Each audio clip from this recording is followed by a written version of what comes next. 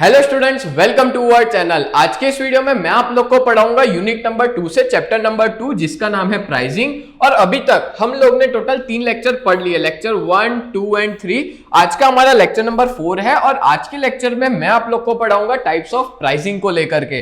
तो हमारा टॉपिक है आज का टॉपिक 4, टाइप्स ऑफ प्राइसिंग। तो सबसे पहले शुरुआत करते हैं इसके इंट्रोडक्शन के साथ। आपको बता दूं, कोई भी इंडस्ट्रियल यूनिट के लिए सबसे इंपॉर्टेंट चीज पता है क्या होती है? वो होता है उसको प्राइस फिक्स करना, क्योंकि जब प्राइस फिक्स होगी ना तभी मार्केट में गुड्स को वो ढंग से बेच पाएंगे। और आपको पता है एग्जीक्यूटिव्स और मार्केटिंग मैनेजर जो है वो बहुत ध्यान रखते हैं कोई भी प्रोडक्ट की प्राइस डिसाइड करने से पहले। जैसे कि क्या चीजों का ध्यान रखा जाता है कि प्रोडक्शन कॉस्ट कितना है, गुड्स की डिमांड क्या है मार्केट में, उसका कंपटीशन क्या है, कॉम्पिटिटर अपनी प्राइस क्या रख रहा है। ऐसे बहुत सारे फैक्टर होते हैं जिसको ध्यान में रखना पड़ता है प्राइस को डिसाइड करने से पहले। आगे बात करें तो methods of pricing, basically 3 method है प्राइसिंग की। एक है कॉस्ट ओरिएंटेड प्राइसिंग, दूसरी है कंपटीशन ओरिएंटेड प्राइसिंग, तीसरी है डिमांड ओरिएंटेड प्राइसिंग। तो सबसे पहले हम लोग शुरुआत करते हैं कॉस्ट ओरिएंटेड प्राइसिंग के साथ। तो उसमें टोटल 5 पॉइंट है, मैं पांचों को बड़े इजी वे में आपको समझाऊंगा।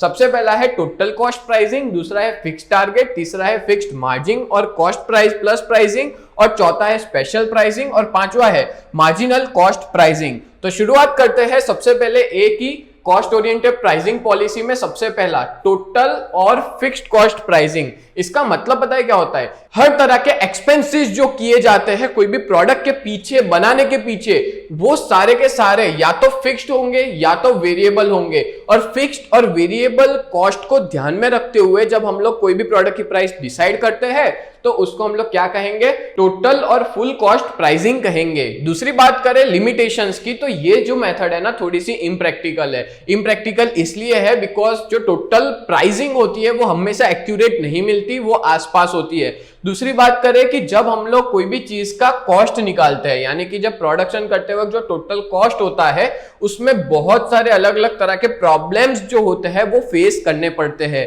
आगे बात करें, नेक्स्ट है नंबर 2 फिक्स्ड टारगेट प्राइसिंग, जो कॉस्ट ओरिएंटेड प्राइसिंग पॉलिसी में है। देखो इसमें क्या दिया है कि जो मैनेजमेंट होता है ना वो डिसाइड करता है प्राइस को, बट वो प्राइस को क्या सोच के डिसाइड कर रहा है कि भाई उसने जो कैपिटल इन्वेस्ट किया, यानी जो पैसा उसने इन्वेस्ट किया बिजनेस में, इंडस्ट्री में या कोई फर्म में, बस उसके ऊपर वो चाहता है कि इतने % उसको प्रॉफिट मिल जाए। ठीक है, यानी कि जो पैसा उसने डाला है, कैपिटल इन्वेस्ट किया है, वो पहले से। अभी भी आप लोग के पास टाइम है बीकॉम सेम 2 की गुजरात यूनिवर्सिटी के एग्जाम के लिए, तो अभी के अभी आप लोग हमारी बैच में जुड़ जाए। बिकॉज इस बैच के अंदर हम लोग आपको रिकॉर्डेड वीडियो प्रोवाइड करेंगे, लाइव क्लास पढ़ाएंगे, आपके सारे डाउट्स क्लियर करेंगे, एज वेल एज आपको स्टडी मटेरियल प्रोवाइड करेंगे और मास्टर पेपर प्रोवाइड किया जाएगा। तो अभी के अभी आप लोग हमारे इस नंबर पे कांटेक्ट करें और ये सारी चीज आपको प्रोवाइड की जाएगी 1999 में। तो अभी के अभी हमारा कांटेक्ट करें और सारे प्रैक्टिकल सब्जेक्ट्स अच्छे से पढ़ें, इतना % प्रॉफिट मिल जाए। और वो उसकी क्या होती है? एक्सपेक्टेशन होती है। और ऐसे प्राइसिंग को हम लोग क्या कहते हैं? Fix target pricing. मतलब कि उसका एक दिमाग में फिक्स टारगेट है कि भाई इतना % प्रॉफिट हो जाना चाहिए। आगे बात करें तो प्राइसिंग जो है इस तरह की सूटेबल ज्यादातर कौन से मार्केट में है? जहां पे मार्केट की डिमांड स्टेडी हो, यानी अनस्टेबल ना हो, बदलती ना हो, जहां कांस्टेंट मार्केट डिमांड रहती हो। और जनरली इस तरह की प्राइसिंग जो है वो कौन अडॉप्ट करता है? प्रोड्यूसर्स अडॉप्ट करते हैं। अब इसके ड्रॉबैक्स की बात करें, यानी कि लिमिटेशंस की बात करें, तो सबसे पहला दिया है कि कुछ फैक्टर्स ऐसे होते हैं डिमांड के अंदर जो यहां पे इग्नोर किए जाते हैं। यानी कि बहुत सी चीजें, देखो यहां पे सीधी सी बात है, डिमांड को इग्नोर किया, यहां पे डिमांड ध्यान नहीं रख रहे। वो लोग सिर्फ क्या देख रहे हैं कि भाई इतना % प्रॉफिट हो जाए, दैट्स इट। ठीक है, उस बेसिस पे वो लोग प्राइस डिसाइड कर रहे हैं।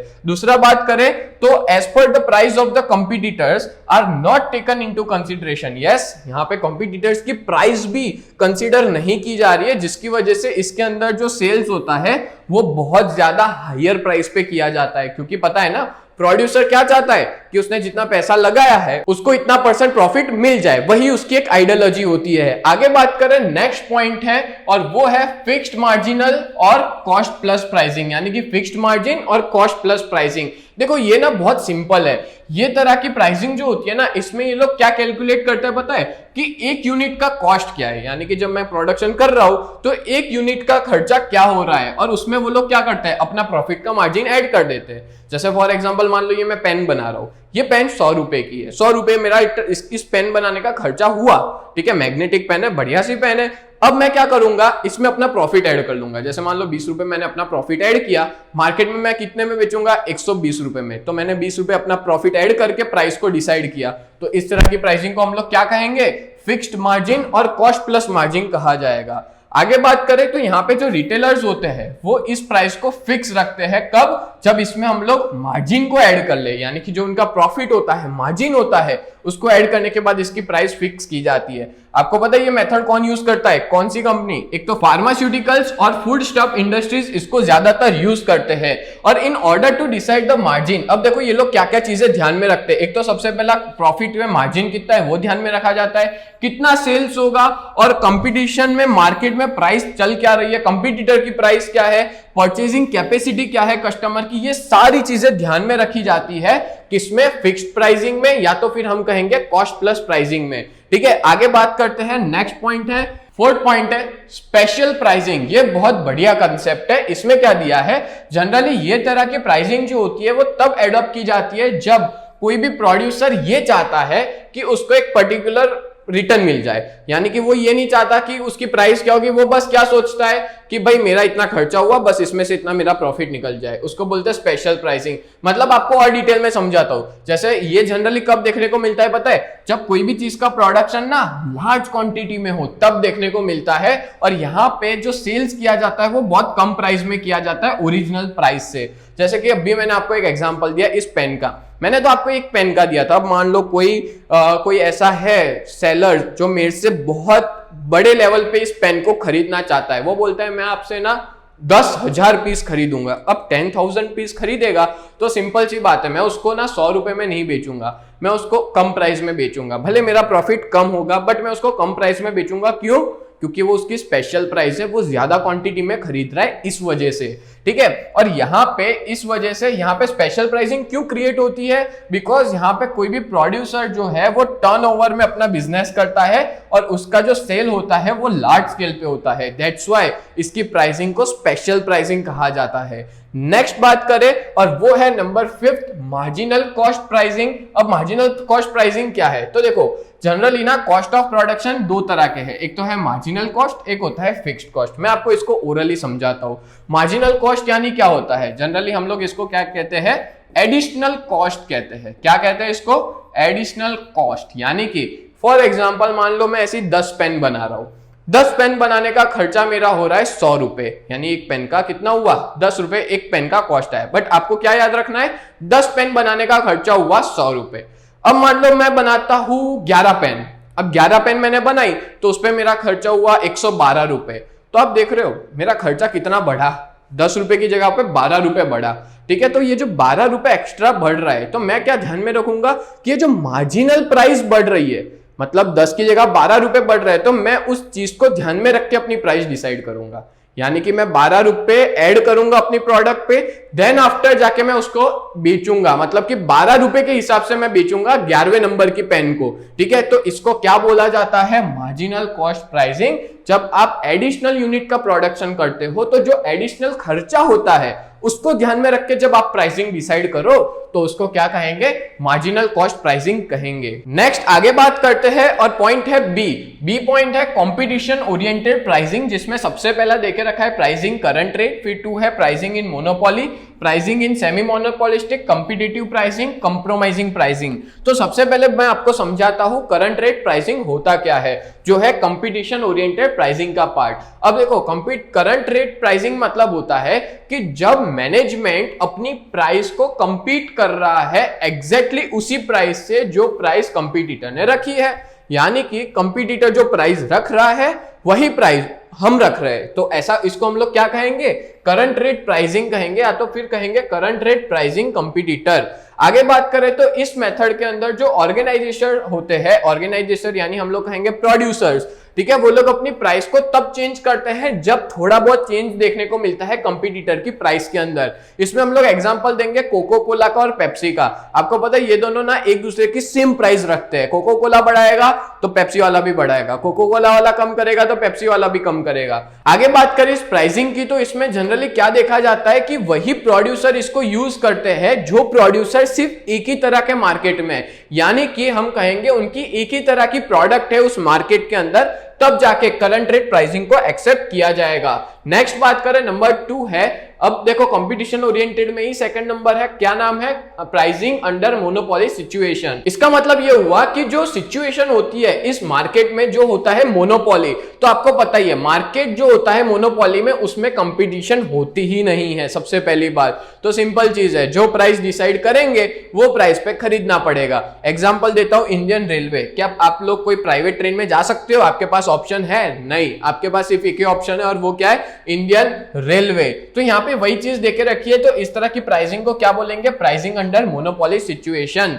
आगे देखो इसकी कुछ कैरेक्टरिस्टिक्स हैं वो बताता हूं कि यहाँ पे जो यूनिट होती है या प्रोड्यूसर होता है उसका पूरा कंट्रोल होता है मार्केट के सप्लाई पे, यानी कि मार्केट में जो प्रोडक्ट्स है उनके सप्लाई पे। दूसरा बात करें तो यहाँ पे जो ट्रेडर है, ठीक है, वो कस्टमर, मतलब एक ट्रेडर और बहुत सारे कस्टमर्स इस तरह के मार्केट में देखने को मिलते हैं। आगे बात करें नंबर 3, तो यहाँ पे कोई भी तरह का सब्स्टिट्यूट अवेलेबल नहीं है मार्केट में सेम तरह की प्रोडक्ट्स का।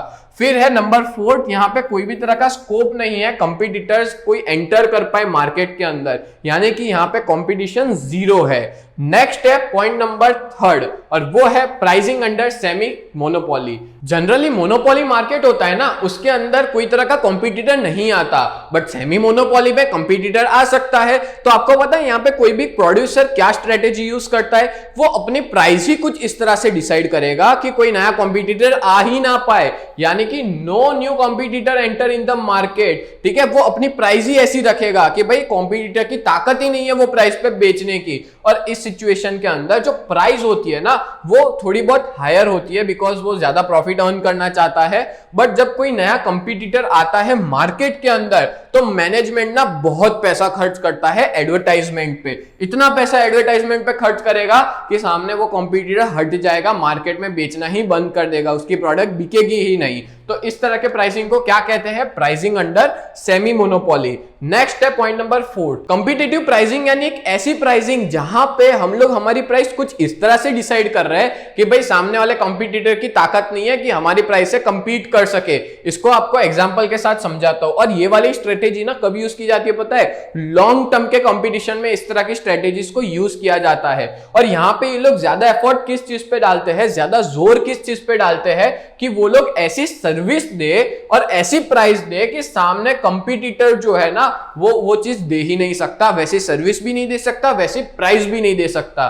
ठीक है, और बहुत बार इस तरह की प्राइसिंग जो है वो यूज की जाती है मार्केट के अंदर। और यहां पे ये क्यों यूज की जाती है, कस्टमर्स को अट्रैक्ट करने के लिए, उनको अलग अलग तरह की अट्रैक्टिव एडवर्टाइजमेंट दिखा के, और कस्टमर को मतलब टेम्प्ट किया जाता है, टेम्प्टेड यानी कि उत्साहित किया जाता है कि वो हमारी प्रोडक्ट को आके खरीदे।